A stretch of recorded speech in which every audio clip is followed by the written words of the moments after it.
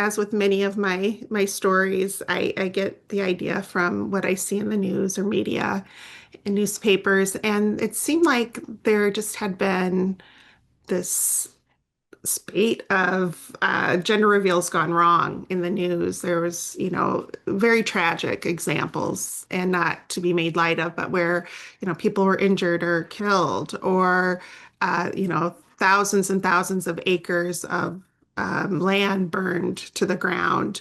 And I just thought it was interesting. And then you pair that with social media and you see all these gender reveals being broadcast over the different platforms.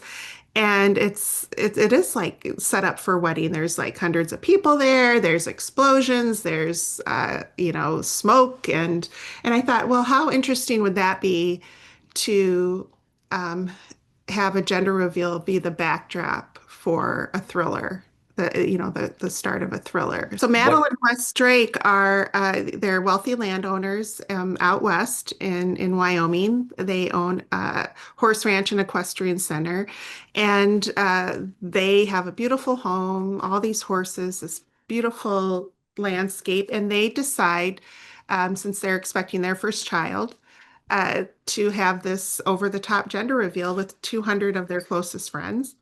And so everyone gathers, and they fill this old pickup truck with tannerite and the other items needed to create this explosion that will be pink or blue.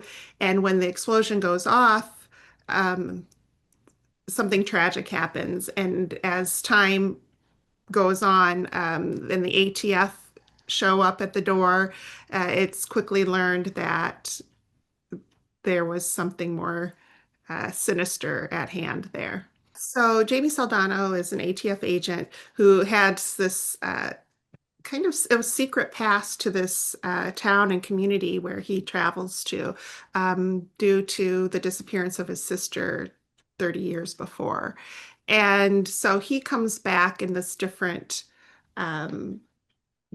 in this different role as an adult, as an ATF agent, investigating a different crime, but he is still very much, of course, obsessed, interested in finding out what happened to his sister. So for the research part of that, I was in close contact with an ATF agent who so generously gave of his time. And we talk on the phone. I would email him. He would tell me about the hierarchy of the ATF system, how resources are shared and used, and how they work with local law enforcement. And but of course, my ATF agent goes off on and does his own thing a little bit. So any kind of liberties I took with that, those are my own. But this agent who did help me out it was invaluable, into my attempt to make this character be as authentic as possible. I guess in my opinion, small town, and with most of my books take place in small communities. Everybody knows everybody.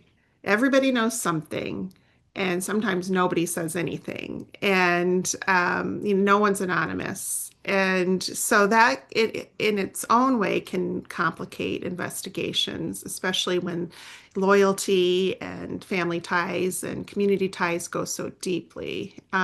So, there typically isn't a bystander who isn't somehow invested in small towns in some way. Whereas I think in bigger cities, there's more of a chance to have an outsider looking in who doesn't have any ties or relationship with the players. For this one, the crime, the murder is a little bit more hands off just because of the manner. But still, there's so much fear and uncertainty, especially with the family, the Drake family, and the small community. So it really plays with your mind. You like who is out to get you? Is it someone close to you? Is it someone more far flung? Who's the real target? And so I think that really seeds that sense of dread throughout the book. That's my goal anyway, and to slowly reveal these secrets, these clues, and really laying, I guess, breadcrumbs for the reader. So hopefully they're able to pick up on some things and learn right along with some of the characters about what's happening in the story.